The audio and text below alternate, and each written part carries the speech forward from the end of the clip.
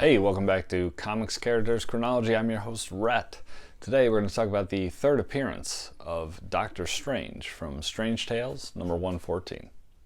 Alright, this is cover dated November of 1963, and once again you can see no mention of our hero on the cover whatsoever.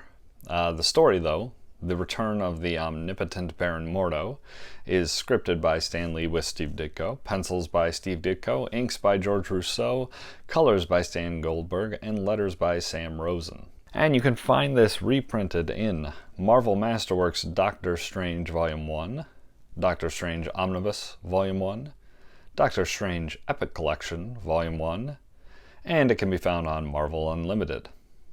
Alright, Strange has been summoned to London by what he thinks is an old friend, but in actuality is Baron Mordo in disguise. And as soon as Strange arrives at his old friend's castle, Mordo traps Strange with some magic candles that, as the candles fade and burn out, so too will Strange's life. Now the Ancient One, sensing the danger to Strange, does offer to help our hero, but Strange, knowing that he must one day replace the Ancient One, figures that he must be able to get himself out of these kinds of scenarios. So, using his magic and the power of his amulet, he calls a woman from a nearby house, summons her, almost takes control of her actually in a way, to come and snuff out the candles, thus saving his life. Mordo then arrives, thinking he was going to gloat in his victory, but still assumes he can defeat what must be a weakened Strange. However, he was only ever dealing with a projection of Strange, as Strange's body was still traveling to Europe.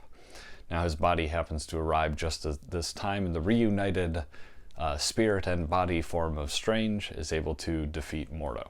One small note here, the woman who is summoned by Strange, it is presumed by Strange and Mordo actually that she must have some kind of mystical abilities herself. So we'll see if we see any more of her, although Strange does want to keep her safe from Mordo, because Mordo may take advantage of this. Alright, Strange is denying the help of the Ancient One here is pretty interesting. We do get to see a real dedication to the role that he's eventually going to fulfill, so that was interesting to see. Mordo here is actually, I think, a really interesting villain for Strange, because he does appear to be more powerful, and actually the Ancient One even suggests as much at the end of this issue. However, Strange seems to be a little bit more cunning and shrewd, and perhaps even a little bit more humble, because I think Mordo's ego seems to get in the way of his superior abilities.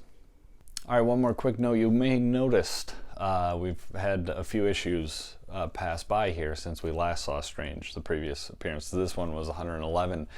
At the opening of the story, the claim is they wanted to wait and see what kind of support there was for this character, and that some of the enthusiastic letters they received inspired them to keep the character going. So that is the reason for the break between issues, but good to see that Strange is kept alive by the support behind him. Alright, that's it for this one. Up next, though, we've got Batman again. We're going to take a look at his 7th appearance, which comes from Detective Comics number 33. See you then.